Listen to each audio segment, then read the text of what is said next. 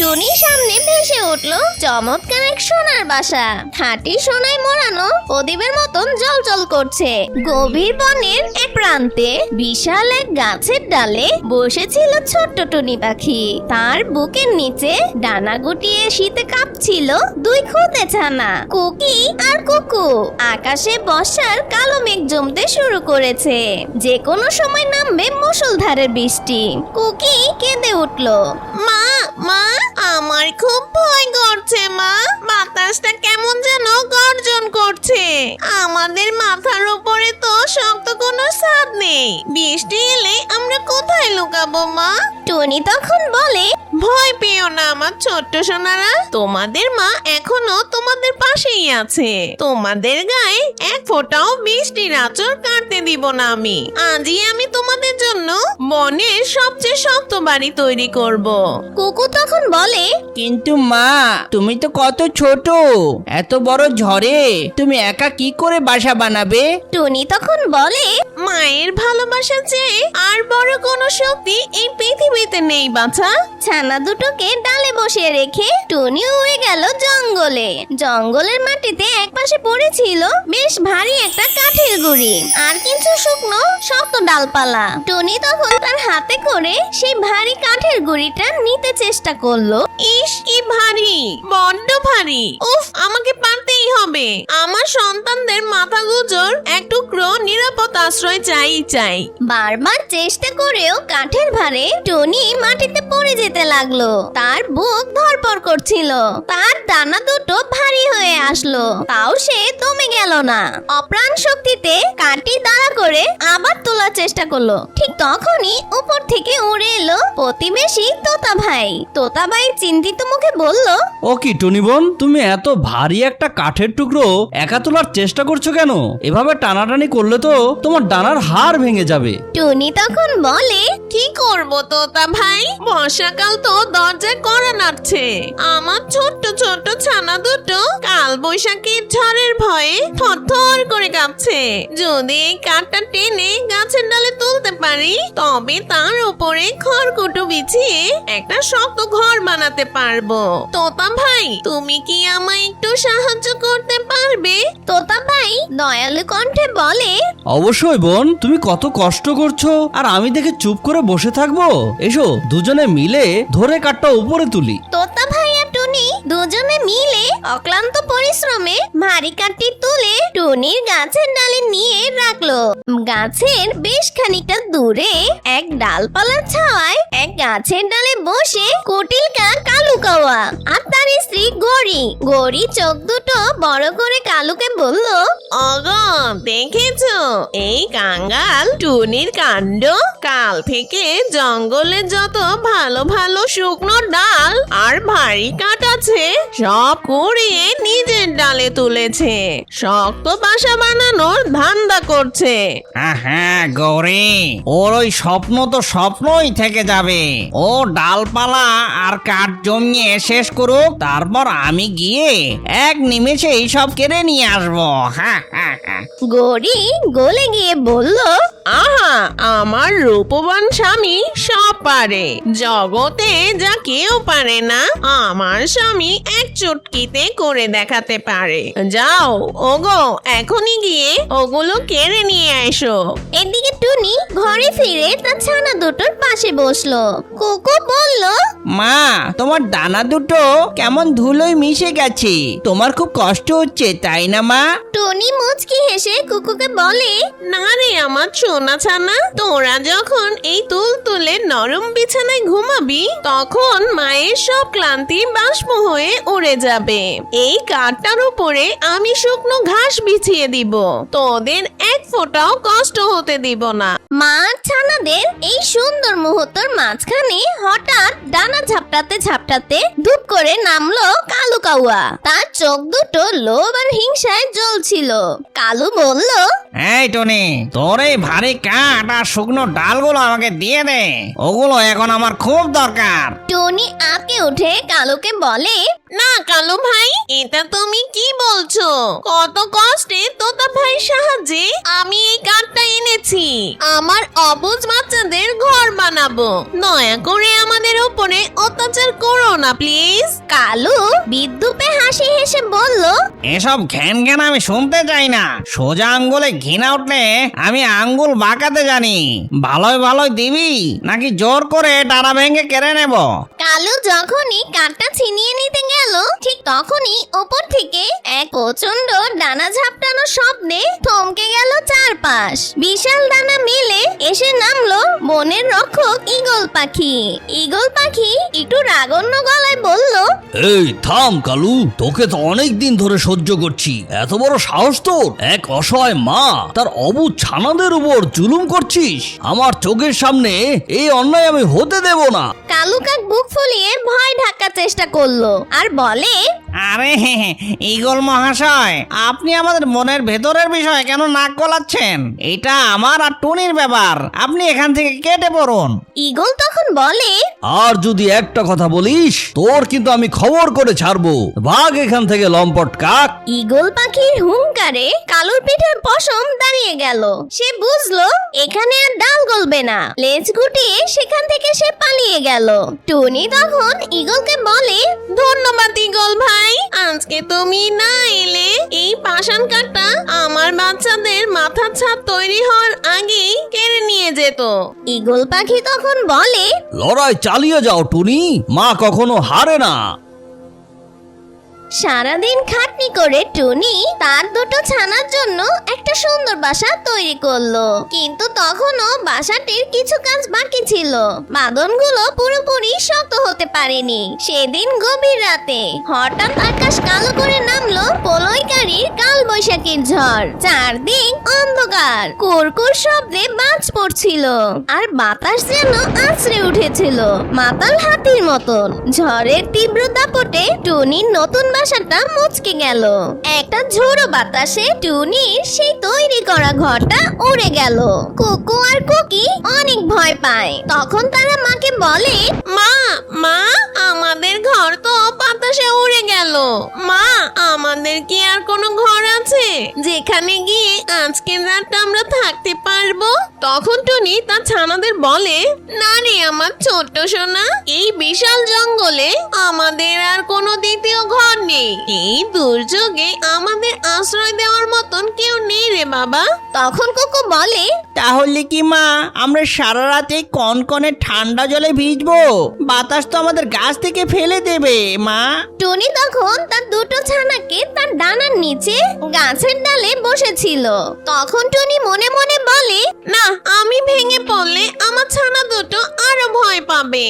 টুনি ডালে ছানা দুটোকে বসে রেখে বলে, তোরা দুজন একদম ভয় পাবি না, শক্ত করে এই ডালে বসে থাকবে। তোমাদের মা থাকতে তোমাদের কিছুই হবে না। আমি এই গভীর বনে থাকা প্রাচীন বট গাছের কাছে যাচ্ছি। বট গাছের দুটো পাতা ছিঁড়ে আনি, তা দিয়ে তোদের ছোট্ট একটা ছাউনি বানিয়ে দিব, যেন তোমরা বৃষ্টিতে না ভিজে যাও। ঘোর অন্ধকারের মধ্যে ঝড়ের ঝাপটা সহ্য করে টুনি উড়ে গেল জঙ্গলের সবচেয়ে প্রাচীন এবং বিশালাকার বটগাছটির কাছে। যখন সে বটগাছের কাছে গিয়ে পৌঁছালো তখন এক অবিশ্বাস্য দৃশ্য দেখে থমকে গেল সে। এই দুর্যোগের রাতেও প্রচন্ড বটগাছটি এক অদ্ভুত আলো বের হচ্ছে। আরে এই কেমন আলো? এই বট গাছ থেকে এরকম স্বর্গীয় আলো বের হচ্ছে কেন? গাছের ভিতর থেকে এক গম্ভীর দয়ালু কণ্ঠ ভেসে এলো। হে দুঃখী মা টুনি পাখি, তুমি অবাক হয়েও না। এই মায়াবী আলো তোমারই মাতৃত্বের পরম পরীক্ষার পুরস্কার। সন্তানদের বাঁচাতে তোমার এই আত্মত্যাগ আর সততা দেখে আমি অত্যন্ত প্রসন্ন হয়েছি। তাই এই আলো তোমাকে এমন এক বাসা দেবে যা কখনো কোনো ঝড়ে ভাঙবে না। ঝড় থেকে নিচে পড়ে গেলেও এক কণা মাটিও খসবে না। কথা শেষ হতেই বটগাছের মায়াবী আলো ঘনীভূত হয়ে টুনির সামনে ভেসে উঠলো চমৎকার এক সোনার বাসা। খাঁটি সোনায় মোড়ানো প্রদীপের মতন জ্বলজ্বল করছে। টুনি নিজের চোখে বিশ্বাস করতে পারছিল না। সে কাঁপা কাঁপা গলায় বলে, এ তো সোনায় মোড়ানো বাসা। বট গাছ, আমি কি সত্যি এই বাসাটা নিয়ে যেতে পারি? আমার ছোট্ট ছোট্ট ছানারা কি এই সোনার বাসায় ঘুমাবে? বটগাছ বলে, হ্যাঁ মা টুনি, তুমি এটি নিয়ে যাও। তবে মনে রেখো, আমার কাছে এই একটি সোনার বাসা ছিল, আমি তোমাকে তা দিয়ে দিলাম। তখন টুনি বলে, আমি তো সোনার মোহর নিয়ে আসিনি, দুটি সাধারণ পাতাই আমার যথেষ্ট ছিল। তবে আপনার এই দয়া চিরকাল আমি মনে রাখবো। টুনি সোনার বাসাটি নিয়ে তখন দ্রুত উড়ে গেল তার ছানাদের কাছে। এদিকে গাছের ডালে বৃষ্টিতে ভিজতে ভিজতে কুকি কাঁদছিল। দাদা, আমার খুব ভয় করছে রে। মা কি এত বড় ঝড়ে সত্যি সত্যি পাতা নিয়ে ফিরতে পারবে? কুকু তখন বলে, কাঁদিস না কুকি, তুই জানিস না আমাদের মা পৃথিবীর সবকিছু করতে পারে। মা ঠিক আমাদের জন্য শুকনো পাতা নিয়ে ফিরে আসবে, দেখিনিস। ঠিক তখনই সোনা জড়া আলো ছড়িয়ে টুনি এসে নামলো তাদের ডালে। সোনার বাসাটি দেখে ছানা দুটো খুশিতে লাফিয়ে উঠলো। কুকি তখন বলে, ওয়াও মা, সোনার বাসা! আমাদের খেলার সাথে মিনার কাছেও তো এত চমৎকার বাসা নেই। মা, তুমি সত্যি জাদুকর। কুকু তখন বলে, আমি কুকিকে বলেছিলাম না, আমাদের মা সব পারে। ছানা দুটোকে নিয়ে টুনি সোনার বাসার ভিতরে ঢুকতেই এক অদ্ভুত আরামদায়ক ওমে শরীর ঝুরিয়ে গেল তাদের। সারা রাতে ঝড় বৃষ্টি বাইরে থেকে গেল, ঘরের ভিতরে প্রবেশ করলো পরম শান্তি। সকাল হতেই বৃষ্টি থেমে যায়, সোনালি রোদ এসে পড়লো টুনির সোনার বাসার উপর। চকচক করে উঠে চারপাশ। তাই দেখে প্রতিবেশী কবুতর ভাই উড়ে এসে বলল, আরে টুনি, এ তো রাজপ্রাসাদের চেয়েও সুন্দর। এই সোনার বাসা পেলে কোথায় বোন? এমন বহুমূল্য ঘর তো এই বনের কোনো রাজারও নেই। টুনি বিনীতভাবে বলল, কবুতর ভাই, কাল রাতে ঝড়ে বটগাছ আমাকে দয়া করে এই বাসাটা দিয়েছেন। কথাটা ছড়াতে সময় লাগলো না, খবরটা পৌঁছে গেল কালু কাওয়া আর গড়ির কানে। সোনার বাসার কথা শুনে গড়ি হিংসায় উন্মাদ হয়ে গেল। সে কালুকে বলে, আরে কি বললে? ওই কাঙ্গাল টুনির বাসায় সোনার বাড়ি, আর আমরা কাক হয়ে সাধারণ গাছে ভেসে থাকবো? কালু শোনো, তুমি যদি এই সোনার বাসা আমাকে এনে না দাও, আমি এই জঙ্গল ছাড়খাড় করে দিব, কেউ থাকবে না। কালু তখন বলে, আহা গরে, শান্ত হও। এবার আর এই ঈগল পাখি মাঝখানে আসতে পারবে না। আমি রাতের বেলায় যাব, যখন সবাই গভীর ঘুমে আচ্ছন্ন থাকবে। টুনি পাখির ছানাগুলোকে ধাক্কা দিয়ে নিচে ফেলে দিয়ে সোনার বাসা নিয়ে চম্পট দেব। রাত নামলো, জঙ্গলের সব পাখিরা ঘুমে আচ্ছন্ন, কিন্তু টুনির চোখে ঘুম ছিল না। তার মন বলছিল কোনো এক বিপদ আসছে। হঠাৎই ডালপালা ভেঙে চুপি চুপি এসে হাজির হয় কালু কাওয়া। টুনি বাসার বাইরে এসে দাঁড়ালো। কালু, তোর মতলব আমার ভালো ঠেকছে না। আমি কিন্তু জেগে আছি। আমার বাচ্চাদের দিকে যদি হাত বাড়াস তবে ভালো হবে না, বলে দিলাম। কালু তখন হেসে বলে, তোর ছানাদের গায়ে হাত দেব না রে, আমি হাত দেব তোর ওই সোনার বাসায়। এই বাসা এখন থেকে আমার। কালু এক ধাক্কা দিল। কালু তখন ভারী বাসাটা নিয়ে যাওয়ার চেষ্টা করলো, আর এক পর্যায়ে গিয়ে কালু সফল হয়। সেই বাড়িটা কালু নিয়ে নিমেষেই হাওয়া হয়ে যায়। টুনি তখন বলে, না কালু, আমার এত বড় সর্বনাশ করিস না। ফিরে আয় আমার বাড়ি নিয়ে। এটা আমার সন্তানদের মাথা গোঁজার একমাত্র ঠাঁই। যাই হোক, কিন্তু আমার বাচ্চাদের ঘর তুই কেড়ে নিস না। কিন্তু কালু কি এই কথা শুনে? টুনি তখন তার দুটি ছানা তার ডানার নিচে নিয়ে ডালের উপরে অনেক মন খারাপ করে বসে থাকে। সোনার বাসা হাতে পেয়ে গড়ি আত্মহারা হয়ে গেল। আহা, আমার কালু সত্যি কাজে কাজ করেছে। কি সুন্দর এই সোনার ঘর। কিন্তু পর মুহূর্তে সে চিন্তিত হয়ে বলল, কিন্তু কালু, সকালে জঙ্গলের পাখিরা যখন জানবে আমরা টুনির বাসা চুরি করেছি, তখন ওই ঈগল পাখি আমাদের ছাড়বে না। চলো, ভোর হওয়ার আগেই এই জঙ্গল ছেড়ে অন্য জঙ্গলে চলে যায়। তখন কালু বলে, ঠিক বলেছ গৌরী, চলো নতুন বনে গিয়ে আমরা রাজত্ব করব। তারা ভোর হওয়ার আগে টুনির বাসা নিয়ে উড়াল দিল এক নতুন জঙ্গলের উদ্দেশ্যে। সেখানে গিয়ে এক বড় গাছের ডালে সোনার বাসাটি রাখলো। গৌরী তখন মহারানীর মতন সেই সোনার বাসায় গিয়ে বসলো। আহা, সারা বিশ্বে সবচেয়ে দামি ঘর এখন আমার কাছে। আমি এখন বনের রানী। গরি, রানী হয়ে বসে থেকে লাভ কি? এই সোনার বাসা দিয়ে আমরা করবোটা কি? তার চেয়ে চলো এটা বিক্রি করে দিই, অনেক ধন সম্পদ আর টাকা পয়সা পাবো। তা দিয়ে একটা কাঠের বিশাল রাজপ্রাসাদ বানিয়ে বনের সবচেয়ে ধনী পাখি হয়ে বিলাসিতায় দিন কাটাবো। গৌরী তখন বলে, আহা, একদম খাঁটি কথা বলেছ গো। চলো এই সোনার বাসাটা বেচে আমরা অগাধ ধনী হয়ে যাই। ওইদিকে টুনি তার দুটি ছানা নিয়ে আবার চলে যায় সেই বট গাছের কাছে। টুনি তখন বট গাছের কাছে বলে, হে দয়ালু বটগাছ, আপনার দেওয়া সেই সোনার বাসাটি আমার জীবনে অভিশাপ হয়ে গেছে। কালু কাওয়া আমার সোনার বাসাটি চুরি করে নিয়ে পালিয়ে গেছে। ওটা যদি সাধারণ শুকনো ডালপালার বাসা হতো তবে কেউ কেড়ে নিত না। ওই ধন সম্পত্তি আমার বাচ্চাদের বিপদ ডেকে এনেছে। বট গাছ তখন বলে, কেঁদো না টুনিমা, পাপের ধন কখনো সয় না। অন্যায় করে যে অন্যের অধিকার কেড়ে নেয় তার পতন অনিবার্য। কালু তার চরম শাস্তি পাবে, আর তোমার সৎ মনের পুরস্কার তুমি পাবে। গাছটি থেকে তখন এক আলো বের হলো। তখন বট গাছটি টুনিকে আরেকটি বাসা উপহার দেয়। সেই বাসাটি ছিল শক্ত এবং নিখুঁত কাজের। টুনি সেই বাসাটি নিয়ে ফিরে এলো। ছানা দুটোকে ভিতরে বসিয়ে দিয়ে সে পরম শান্তিতে দীর্ঘশ্বাস ফেললো। টুনি বলে, বাচ্চারা, এবার আমাদের এই শক্ত খড়কুটোর বাড়িটা কেউ কেড়ে নিবে না, কারণ ওই লোভী কাকগুলো আমার সোনার বাড়িটা নিয়ে এই জঙ্গল ছেড়ে পালিয়ে গেছে। আমরা সাধারণ এই খড়কুটোর ঘরেই সুখে থাকবো। ছানারা সেই বাড়িতে পরম আদরে ঘুমিয়ে গেল। অন্য জঙ্গলে গিয়ে কালো আর গড়ি ধনী এক সদাগর পাখির কাছে গিয়ে সেই সোনার বাড়িটি বিক্রি করে দিল। বিনিময় পেল টাকায় ঠাসা ভারী এক বড় বস্তা। টাকার ব্যাগটি নিয়ে কালু আর গড়ি আনন্দে উড়ে আসছিল। কিন্তু পাপাচারের বিচার বেশি দূরে ছিল না। হঠাৎই আকাশ অন্ধকার হয়ে গেল। নামলো ভয়ঙ্কর ঝড়। তবে এবার শুধু বৃষ্টি নয়, আকাশ থেকে পাথরের মতন পড়তে থাকলো শিলাবৃষ্টি। শিলাবৃষ্টির আঘাতে গাছের পাতা ছিঁড়ে যেতে লাগলো, ডালপালা ভেঙে পড়তে লাগলো। গড়ি তখন ব্যথায় চিৎকার করে বলে, ওগো কালো, বাঁচাও আমাকে। আরে এই শিলাবৃষ্টিগুলো আমার শরীরে পড়ছে। আমার তো মনে হয় অবস্থা খারাপ হয়ে যাচ্ছে।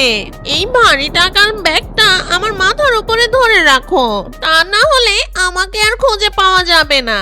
কালু টাকার ব্যাগটি তুলে ধরে গড়ির মাথার উপরে রাখলো, যেন গড়ির গায়ে শিলা না লাগে। কিন্তু গড়িকে বাঁচাতে গিয়ে কালু নিজেই অরক্ষিত হয়ে গেল।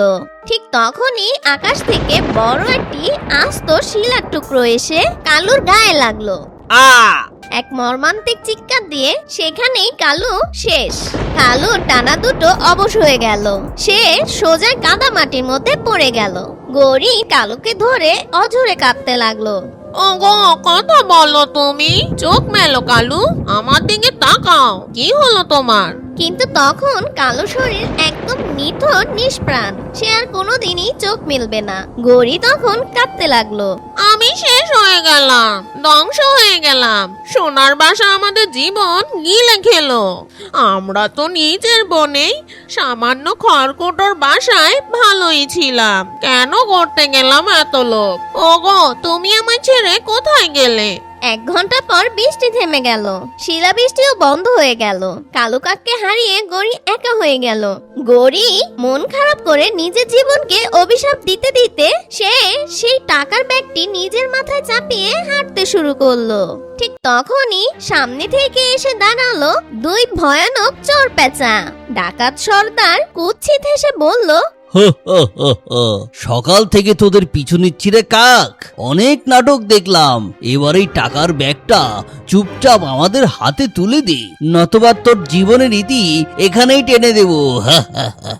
গড়ি তখন বলে, দয়া করো পেঁচা ভাই, দয়া করো। এই টাকার ব্যাগ পেতে গিয়ে আমি আমার স্বামীকে হারিয়েছি। আমার আর কিচ্ছু নেই, আমায় কিছু করো না। এই ব্যাগটা নিয়ে আমাকে পথে বসিয়ে দিও না। কিন্তু দয়াহীন চোর পেঁচারা গড়িকে মাটিতে ফেলে দেয় এবং টাকার ব্যাগটি নিয়ে চলে গেল গভীর জঙ্গলে। গড়ি নিঃস্ব হাতে সেখানেই পড়েছিল। এখন তার কাছে সোনার বাসা নেই, অডেল টাকা পয়সাও নেই, আর সবচেয়ে বড় কথা তার পাশে থাকার মতন তার স্বামীও বেঁচে নেই। চরম লোভ এই মুহূর্তে তাকে পথে বসিয়ে দিয়েছে। অন্যদিকে টুনি তার ছানা দুটোকে নিয়ে তার বাসায় পরম সুখে জীবন কাটাতে লাগলো। সততা, মাতৃত্ব আর সন্তুষ্টর কাছে লোভের অহংকার পরাজিত হয়েছিল চিরতরে।